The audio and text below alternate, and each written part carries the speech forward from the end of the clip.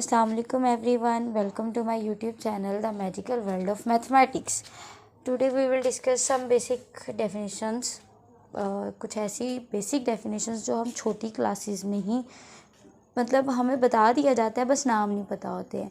अब हम उनको उनके नाम से पहचानेंगे, उनके बारे में थोड़ा थोड़ा पढ़ेंगे और जो हमारी ओवरऑल मैथ्स में यूज़ होती है कुछ ऐसी डेफिनेशंस हम यहाँ पर सीखेंगे, पढ़ेंगे, उनको समझेंगे। सो कीप वॉचिंग एंड सी कि क्या क्या डेफिनेशंस आपको सुनने को मिलती हैं।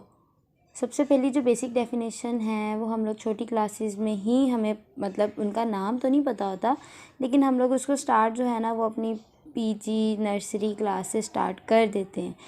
इवन कि हम घर में बच्चों को भी सिखाना शुरू कर देते हैं। हम नॉर्मली कहते हैं काउंटिंग। सबसे पहले हमारी जो बेसिक डेफिनेशन है वो है नेचुरल नंबर्स की, और जो बेसिकली बेस भी करती है हमारी काउंटिंग पर। ठीक है, जब हम नंबर्स बोलते हैं 1 2 3 4 5, असल में वो नेचुरल नंबर्स होते हैं। बस आज हम उनको डेफिनेशन की फॉर्म में ले लेंगे। डेफिनेशन उसकी होती है the counting numbers beginning with 1 and increasing by 1 for ever.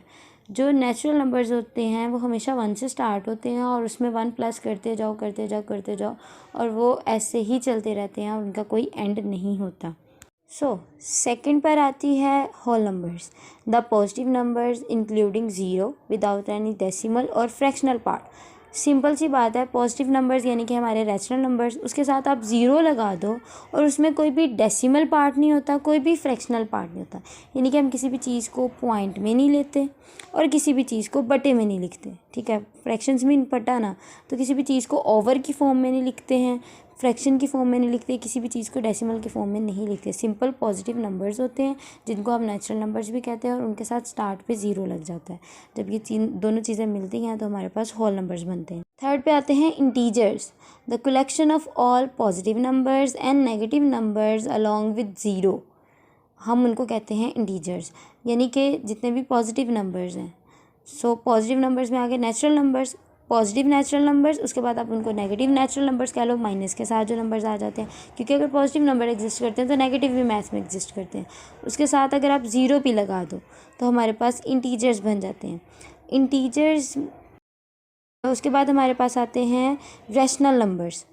Rational numbers में हमारे पास आते हैं the numbers which can be expressed in the form of p by Q, where p and q belongs to integers and q is not equal to zero. यानी कि ऐसे numbers जिनको हम p ओवर q की form में यानी कि fraction की फॉर्म में लिख सकते हैं वो रैशनल नंबर होते हैं। लेकिन p और q पे कंडीशन होती है, p और q दोनों इंटीजर्स होने चाहिए।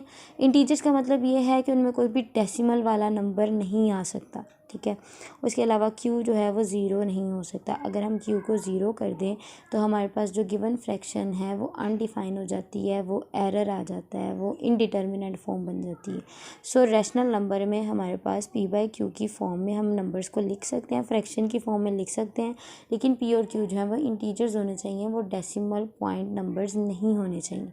उसके बाद फिफ्थ नंबर पे हमारे पास आते हैं इर्रेशनल नंबर्स। इर्रेशनल नंबर्स में हमारे पास आ जाते हैं numbers which can not be expressed in the form of p by q। ऐसे नंबर्स जिनको हम p बाई q की फॉर्म में नहीं लिख सकते। p और q पे वही कंडीशन है कि p और q दोनों इंटीजर से बिलोंग करेंगे और q जो है वो ज़ीरो के इक्वल नहीं होता, लेकिन हम इन नंबर्स को p बाई q की फॉर्म में नहीं लिख सकते।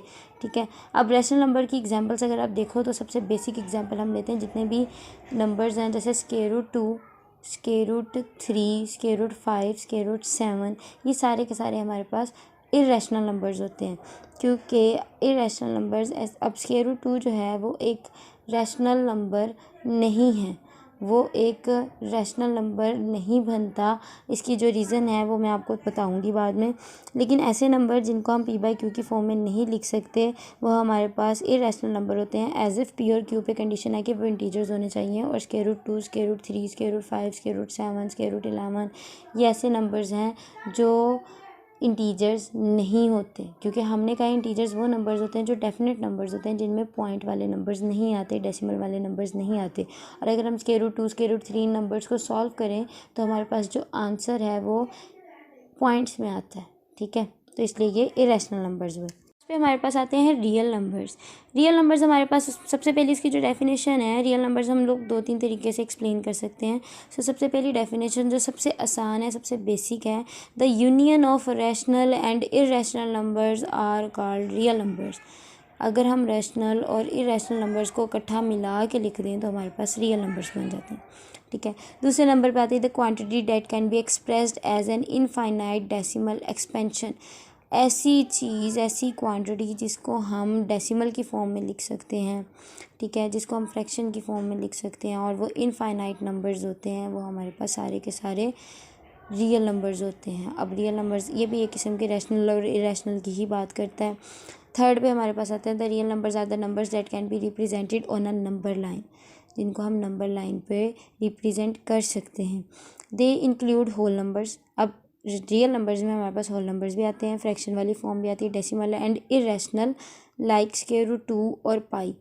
इरेशनल नंबर्स, सारे के सारे इरेशनल नंबर्स, सारे के सारे rational numbers, whole number, integers, और जो हमारे पास हैं फ्रैक्शन वाले नंबर्स, डेसिमल वाले नंबर्स, ये सारे के सारे हमारे पास रियल नंबर्स को ही शो करवाते हैं, ठीक है। ये तीनों डेफिनेशंस रियल नंबर की ही बनती हैं। तो basically any number you can think of that is not imaginary is a real number. तो बेसिकली वो यही कहना चाह रहा है कि कोई भी नंबर जिसको हमें पता है कि वो इमेजिनरी नहीं है, जो इमेजिनेशन में नहीं है, जो रियल में आता है, ठीक है, जिसको हमें पता है कि ये नंबर ये है, ये एग्जिस्ट करता है, वो रियल नंबर ही कहलाता है। ये इसका एक कह लें आप सम अप करके हमने एक रिज़ल्ट निकाला हुआ है कि कोई भी ऐसा नंबर जो इमेजिनरी ना हो वो रियल नंबर ही होता है। तो ये कुछ डेफिनेशंस थी। अगर किसी को कुछ समझ नहीं आता है, कोई इश्यू है, कोई क्वेश्चन है, कमेंट बॉक्स में आप कमेंट कर सकते हैं, मैं डेफिनेटली आपको कमेंट का जवाब भी दूंगी। और अगर आपको किसी और टॉपिक पे कोई डेफिनेशन है, कोई टॉपिक है, आपको उसके बारे में एक्सप्लेनेशन चाहिए है, कुछ भी है, आप वो भी कमेंट बॉक्स में बता सकते हैं, मैं उस पर लाजमी वीडियो बनाऊंगी।